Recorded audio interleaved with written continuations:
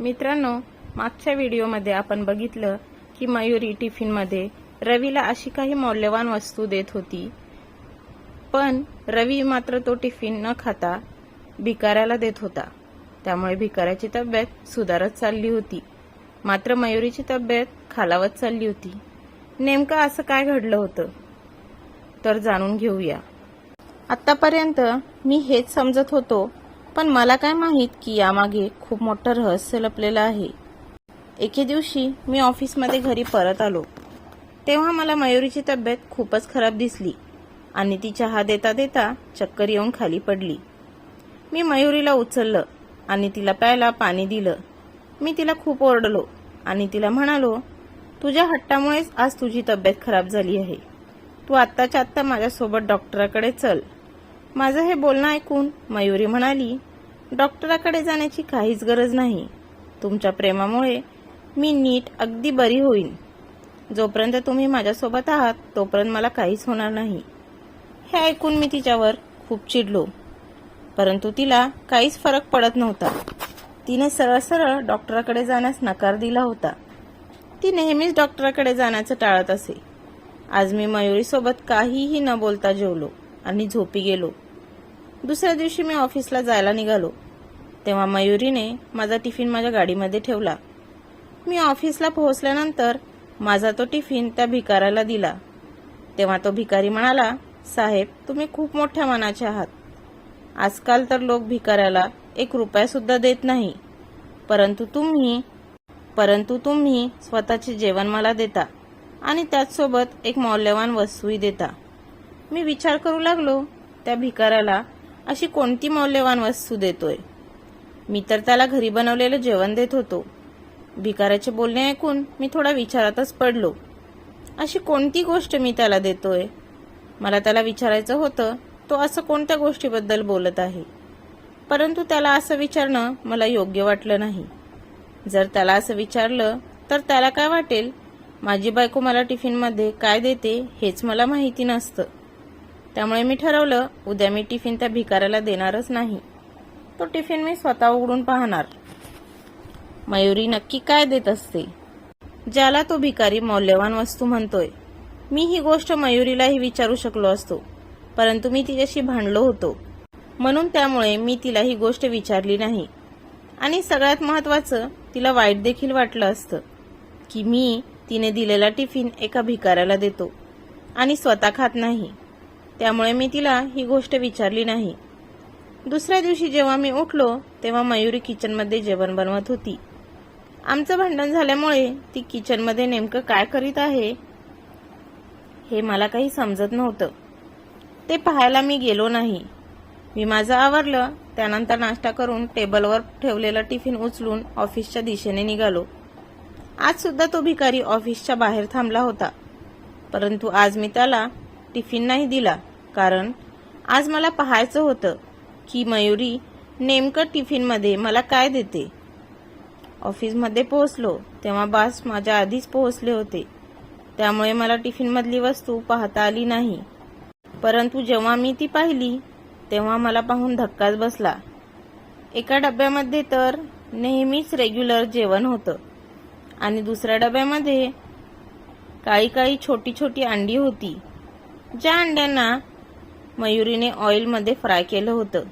मी ती फ्राय अंडी पाहून हैराण झालो होतो, कारण मी अशी अंडी यापूर्वी कधीच पाहिली नव्हती.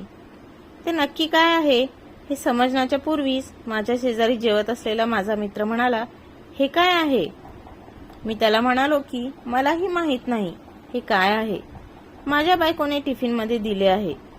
त्यानंतर त्या अंड्यातील एक अंडे उचलले आणि चाखून पाहिले आणि मला म्हणाला, अरे तू तर वेडाच आहेस, तुला ह्या अंड्याबद्दल काहीच माहिती नाही का.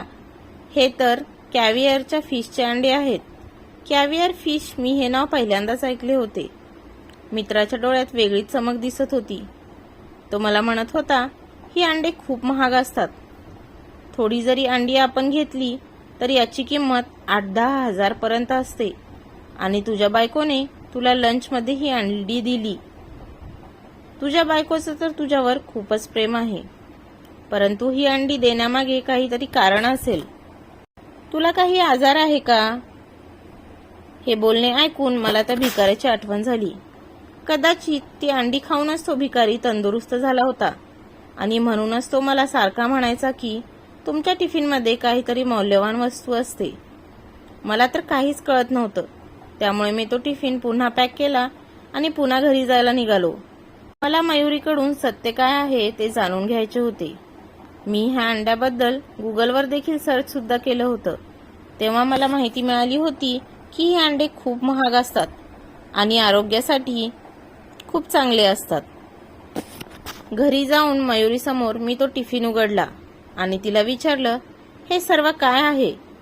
तेव्हा मयुरी मला म्हणाली, बाहेरचे अन्न खाऊन तुमची तब्येत खूप खराब झाली होती.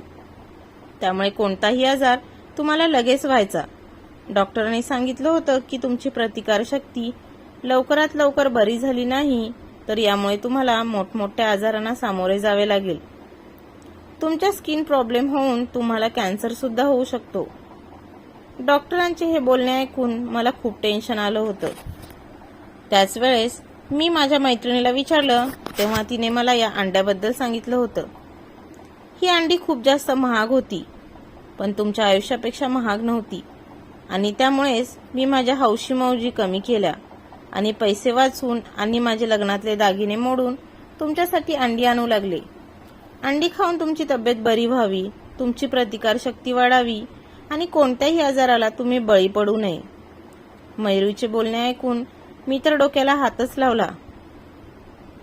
मयुरी तिच्या हाऊसमधून बंद करून स्वतःचे दागिने मोडून मला पौष्टिक जेवण देत होती आणि मी काय करत होतो?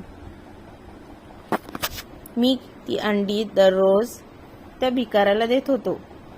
ती अंडी दररोज फ्राय करून ती आजारी पडू लागली होती. तिला तो वास आता सहन होत नव्हता. किचनमध्ये चिमणी असल्यामुळे मला बाहेर कधीच त्याचा वास आला नाही आणि त्यामुळेच की काय ती हे बनवायची हे माझ्या लक्षातही आलं नाही आणि मी जाणून घेण्याचा प्रयत्न सुद्धा केला नाही. ती माझ्यासाठी एवढं सगळं करत होती आणि मी तर ते जेवण भिकाऱ्याला देत होतो. मी मयुरीची माफी मागितली आणि तिला म्हणालो, यापुढे मी बाहेरचं जेवण कधीच जेवणार नाही. त्यानंतर आम्ही दोघांनी मिळून ठरवलं की आठवड्यातून एकदा कॅव्हिअर फिशची अंडी दोघांनीही खायची. अशा प्रकारे आम्ही दर आठवड्याला एकदा ही अंडी खाऊ लागलो. हळूहळू आमच्या तब्येतीमध्ये सुधारणा होऊ लागली. मी तिला म्हणालो की यापुढे मी बाहेरचं जेवण कधीच जेवणार नाही. त्यानंतर आम्ही दोघांनी मिळून ठरवलं की आठवड्यातून एकदा कॅव्हिअर फिशची अंडी खायची. अशा प्रकारे आम्ही दर आठवड्याला एकदा ही अंडी खाऊ लागलो. हळूहळू आमच्या तब्येतीमध्ये सुधारणा होऊ लागली. तर मित्रांनो, कथा कशी वाटली? जर आवडली असेल तर लाईक करा आणि चॅनलला सबस्क्राईब करायला विसरू नका, जेणेकरून पुढचे नवनवीन व्हिडिओ तुम्हाला पाहायला मिळतील. धन्यवाद.